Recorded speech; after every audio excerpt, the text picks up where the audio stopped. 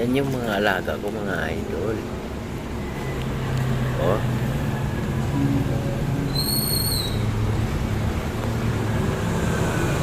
Maliit pa niya, bantay siya ng pera niya.